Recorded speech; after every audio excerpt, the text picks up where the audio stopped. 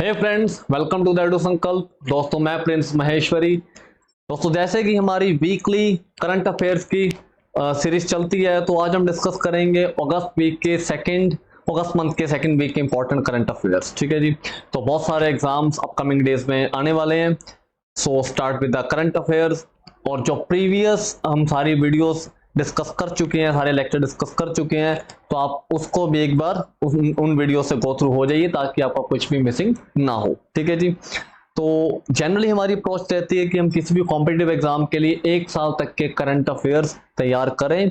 तो पिछले एक साल के सारे करंट अफेयर्स हमारे ऑलरेडी अपलोडेड हैं।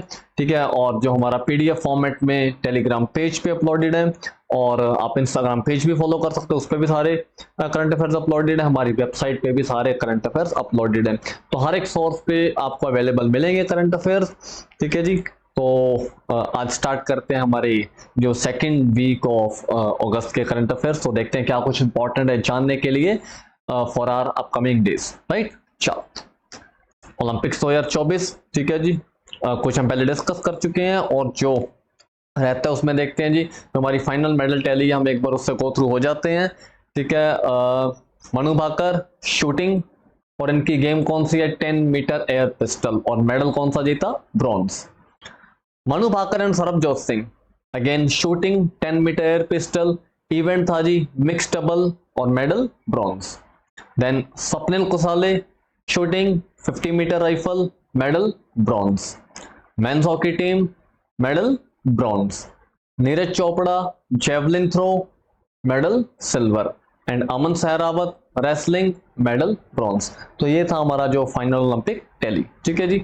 और हम 71st रैंक पे हैं, जो कि बिल्कुल भी अच्छा नहीं है। ठीक है। हम बहुत सारे मेडल्स और जीत सकते थे, लेकिन बहुत सारी गेम्स में हमने देखा कि हमारे प्लेयर्स हैं जो 4th नंबर पर रहे हैं। होपफुली नेक्स्ट टाइम वो फर्स्ट सेकंड थर्ड के बीच में ही रहेंगे और कोई ना कोई मेडल जरूर लेके आएंगे, हम यही आशा करते हैं। ठीक है। और हमारा जो नेक्स्ट ओलंपिक वेन्यू है that is Los Angeles USA. 2028 का जो वेन्यू है दैट इज एलए यूएसए।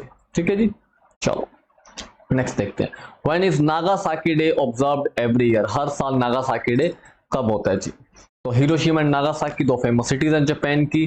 ठीक है जी। तो नागासाकी डे ऑप्शन देखते हैं 8 अगस्त, 9 अगस्त, 10 अगस्त या 11 अगस्त। तो दोस्तों 9 अगस्त 1945 और 9 अगस्त 1945 यूएस ने सेकंड न्यूक्लियर बॉम्ब ड्रॉप किया नागासाकी सिटी ऑफ जापान, और इसका नाम था फैट मैन। ठीक है। इसका नाम क्या था? Fat man. और 9 अगस्त। ठीक है जी। जो 6 अगस्त 1945 को फर्स्ट न्यूक्लियर बॉम्ब ड्रॉप किया उसका नाम था लिटिल बॉय। डन। अगला देखते हैं।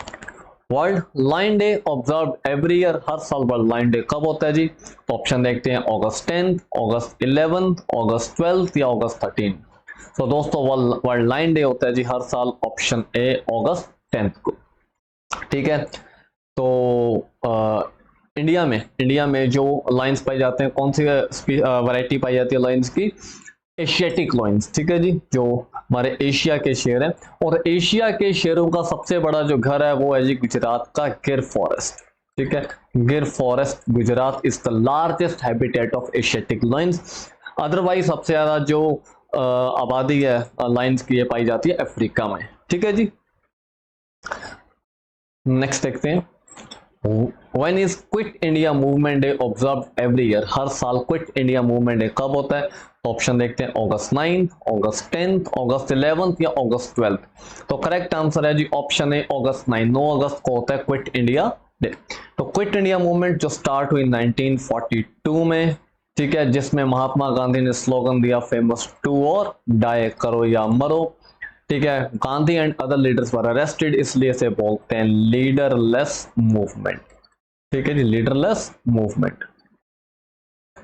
एक लेडी थी अरुणा आसफ अली, बहुत एक्टिवली उन्होंने इस मूवमेंट को लीड किया, पार्टिसिपेट किया।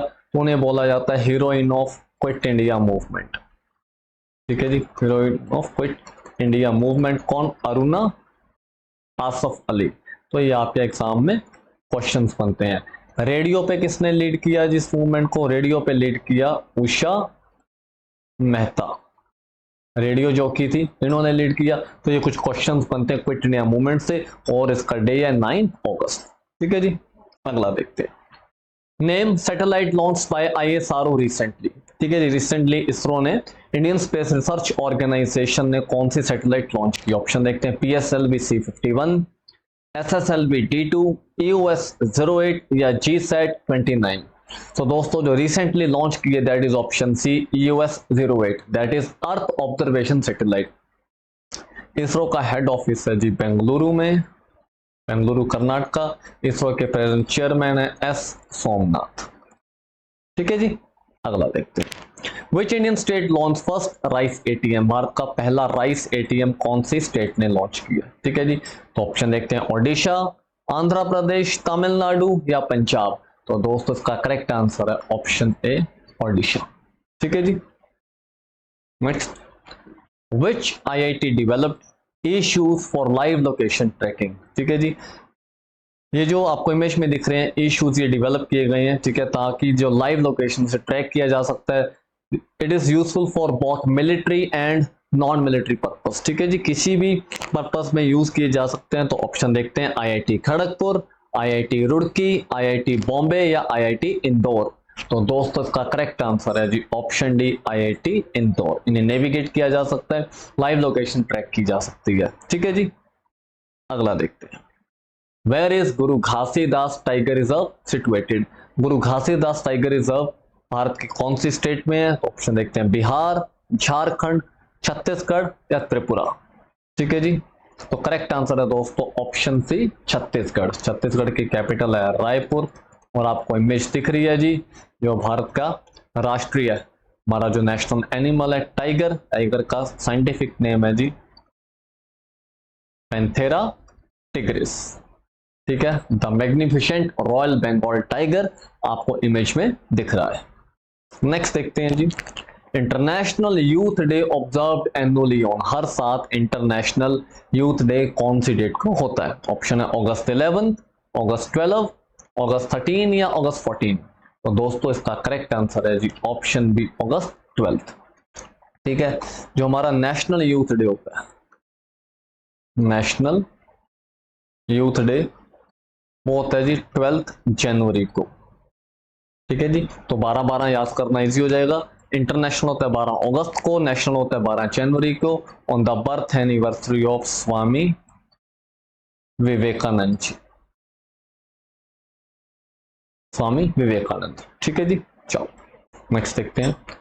Name the long range glide bomb weighs 1000 kg tested by DRDO recently.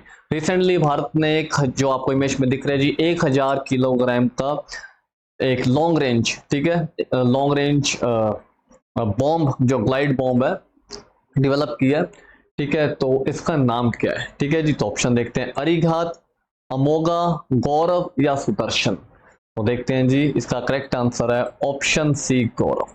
The name of the long range bomb is Gaurav. ठीक है जी, अगला देखते हैं। Who is appointed as the new head coach of India's junior mains hockey team? Bharat की junior main hockey team के नए coach कौन बने हैं? ऑप्शन देखते हैं जी, PR श्रीजेश, मनप्रीत सिंह, आकाशदीप सिंह या राजकुमार पाल। सो इसका आंसर है जी the one and only, the great PR Sreejesh. ठीक है, the great wall PR Sreejesh. ठीक है जी, जो भारत के बहुत ही अद्भुत गोलकीपर रहे हैं हॉकी में। ठीक है, रिसेंटली ओलंपिक्स 2024 में, पेरिस ओलंपिक्स 2024 में भारत की हॉकी टीम ने ब्रॉन्ज मेडल, ब्रॉन्ज मेडल जीत के, ठीक है, भारत को एक उपलब्धि हासिल की।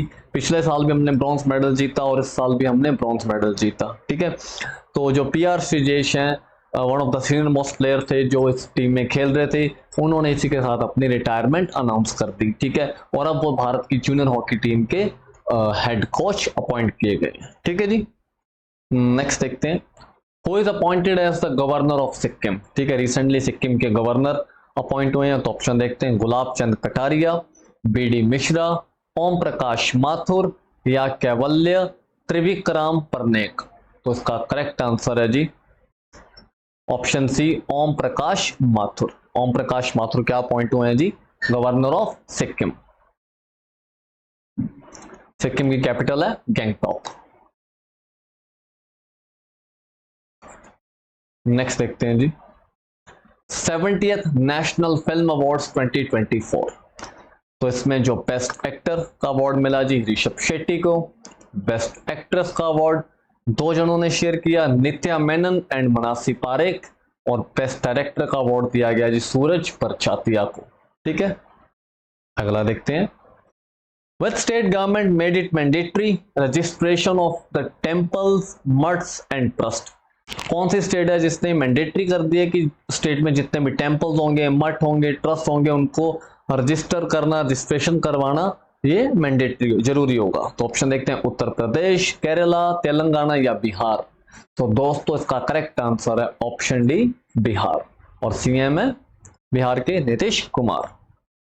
नेक्स्ट, WHO declared mpox मतलब monkey pox as global health emergency. The first human case have been registered in which country? ठीक है जी, जो WHO ने monkey pox को ग्लोबल हेल्थ इमरजेंसी डिक्लेयर किया, इसका पहला जो ह्यूमन केस है वो कहां पे रजिस्टर किया गया? तो ऑप्शन देखते हैं, Nigeria, Congo, south Korea, Kenya.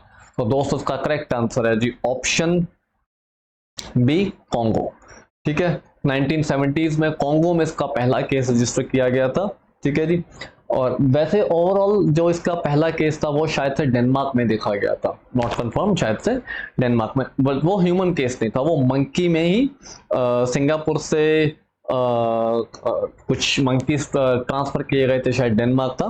तो पहला केस तब सामने आया था, तो मंकीज में ये वायरस पाया गया था, काइंड ऑफ चिकन पॉक्स जैसे होता है। ठीक है जी, लेकिन जो पहला ह्यूमन केस है वो कॉन्गो में देखा गया, कॉन्गो अफ्रीकन कंट्री है।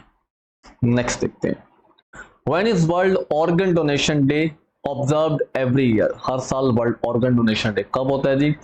ऑप्शन है अगस्त 11, अगस्त 12, अगस्त 13, अगस्त 14। ठीक है, करेक्ट आंसर है दोस्तों ऑप्शन सी अगस्त 13।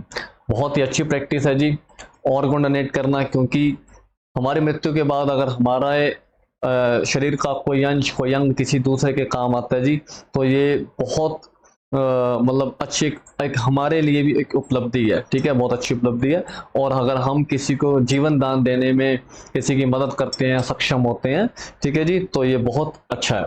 ठीक है, समाज के लिए भी अच्छा है। ठीक है, कि हमारी वजह से कोई इंसान जीवित रह सकता है। ठीक है, अपने परिवार के साथ रह सकता है। जैसे बोला जाता है कि आंखें दान कीजिए, ठीक है, और मरने के बाद भी दुनिया देखी, है ना।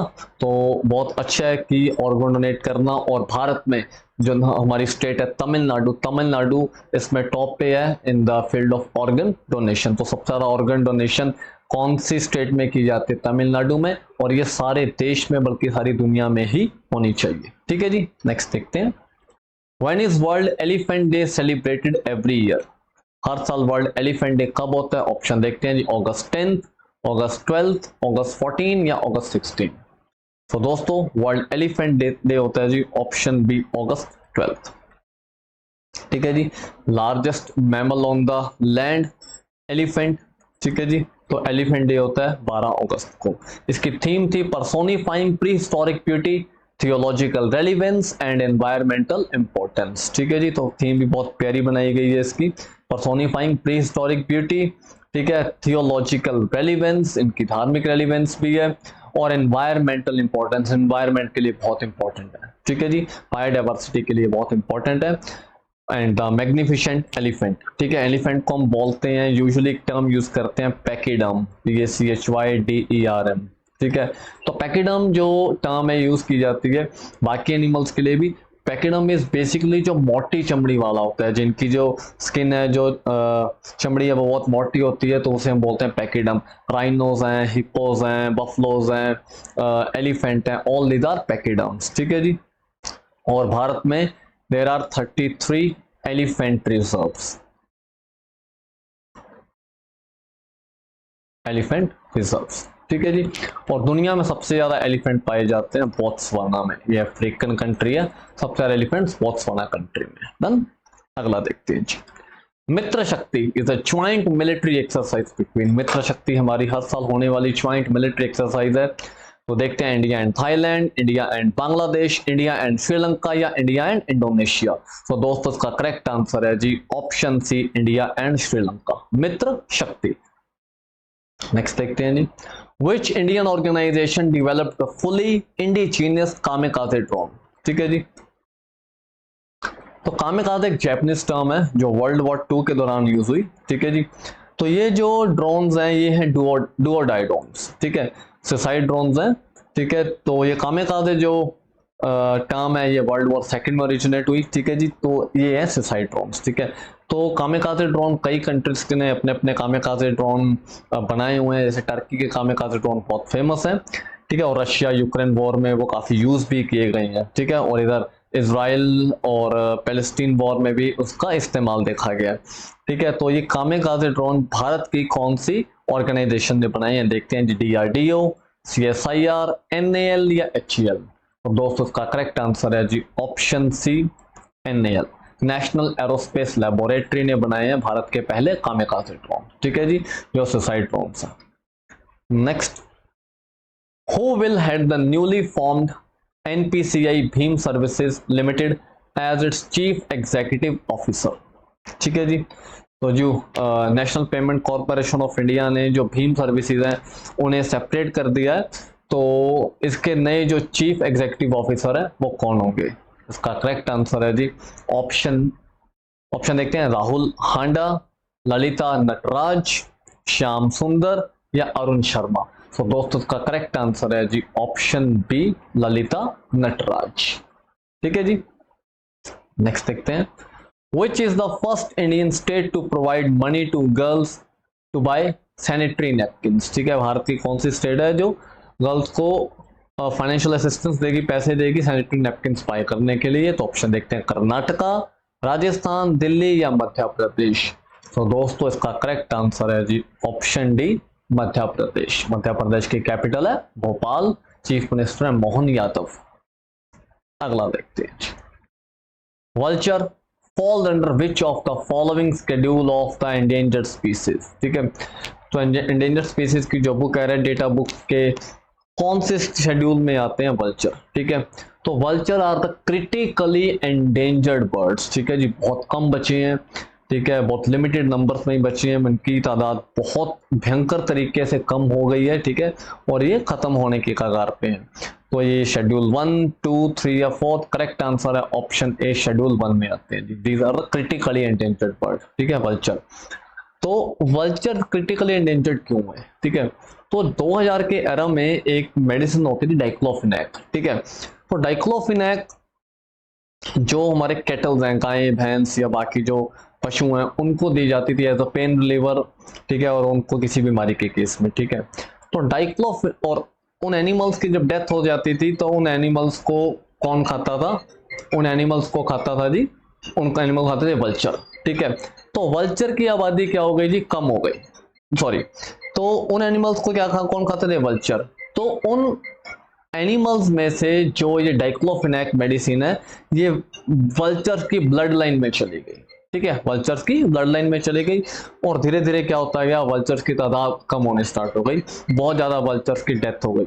जब तक ये चीज ऑब्जर्व की गई, सारा देखा गया कि what is the actual reason behind it, तब तक बहुत देर हो चुकी थी और बहुत ज्यादा वल्चर्स की डेथ हो चुकी थी। ठीक है, फिर गवर्नमेंट ने इस मेडिसिन को बैन कर दिया। ठीक है, और लेकिन अभी बहुत कोशिश की जा रही है अलग अलग इनिशिएटिव्स के अंडर, खास करके उत्तर प्रदेश और हिमाचल प्रदेश में ब्रीडिंग सेंटर बनाए गए हैं वल्चर्स को कंजर्व करने के लिए, लेकिन इनकी तादाद बहुत कम हो चुकी है और आज की डेट में क्रिटिकली एंडेंजर्ड की कैटेगरी में आते हैं। ठीक है, तो ये शेड्यूल 1 में आते हैं और इन्हें क्या बोला था? स्कैवेंजर। स्कैवेंजर जो क्लीन करते हैं एनवायरनमेंट को, तो ये सारा गला सड़ा मांस खा के एनवायरनमेंट को क्लीन करते थे। ठीक है जी, लेकिन अभी ये खुद बहुत ही कम तादाद में बचे हैं। अगला देखते हैं जी, name north and central India largest floating solar power plant generating 90 megawatt electricity. ठीक है, नॉर्थ और मध्य भारत का सबसे बड़ा solar power plant, floating solar power plant कौन सा है? तो ऑप्शन देखते हैं, Omkareshwar floating solar project, Ramagundam floating solar project, Simhadri floating solar project या Rihand dam floating solar project. So correct answer है जी option A, Omkareshwar floating solar project. ये मध्य प्रदेश में है जी। ठीक है, ये उत्तर भारत और मध्य भारत का सबसे बड़ा फ्लोटिंग सोलर पावर प्लांट है। Next, an expedition team of ministry of defence led by दिव्यांग उदय कुमार, ठीक है जी, ministry by hosting the largest Indian flag atop mount Kilimanjaro. Bharat का झंडा कहां पे लहराया है? माउंट किलिमंजारो पे। तो आपको ये दिव्यांग जो उदय कुमार हैं ये आप इमेज में देख सकते हो। So in which country mount Kilimanjaro situated, ठीक है, माउंट किलिमंजारो कौन से देश में स्थापित है? तो ऑप्शन देखते हैं जी, केन्या, मोजाम्बिक, तंजानिया या कोंगो। सो दोस्तों इसका करेक्ट आंसर है option C, Tanzania. Tanzania Africa में है माउंट किलिमंजारो, 19,000 फीट से ज्यादा हाइट है इसकी, ठीक है। तो जो ये हमारे दिव्यांग एक्सपीडिशन टीम के जो लीड कर रहे थे, तो ये हमारे दिव्यांग प्लेयर हैं जिन्होंने इस एक्सपीडिशन को लीड किया और सक्सेसफुली माउंट किलिमंजारो पे भारत का झंडा फहराया, ठीक है, जो भारत के लिए बहुत गर्व की बात है। नेक्स्ट देखते हैं जी, UNESCO Kalinga prize is given in which field? UNESCO Kalinga prize कौन से फील्ड में दिया जाता है? Science, literature, protection of biodiversity या सिनेमा। सो दोस्तों इसका करेक्ट आंसर है option A, science. Government of Odisha UNESCO के साथ मिलकर देती है जी कलिंगा प्राइज, ठीक है जी। नेक्स्ट देखते हैं, Nankai trough and underwater subduction zone where Eurasian plate collides with Philippines plate situated in which country? तो जो ये आप इमेज में देख सकते हो, दिस इज ननकाई ट्रो, जो एक सबडक्शन जोन है, ठीक है जी, ये कौन से देश में है? तो ऑप्शन देखते हैं पहले, फिलीपींस, ताइवान, जापान या चाइना। तो दोस्तों ये है जी जापान में, ठीक है। फिलीपींस प्लेट और यूरेशियन प्लेट के टकराने से यहाँ पे बहुत ज्यादा अर्थक्वेक्स पैदा होते हैं।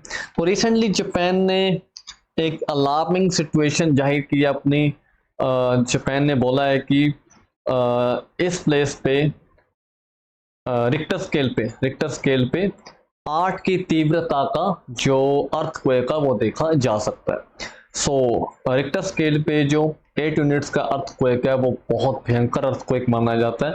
तो जापान ने बोला है कि ऐसा अर्थक्वेक इस जोन में आ सकता है या नियर बाय या near in the near days देखा जा सकता है, ठीक है जी। तो जापान ने पहले इसकी तैयारियां शुरू कर दी और अपनी पॉपुलेशन को पहले ही बता दिया कि वो इस चीज के लिए तैयार रहे।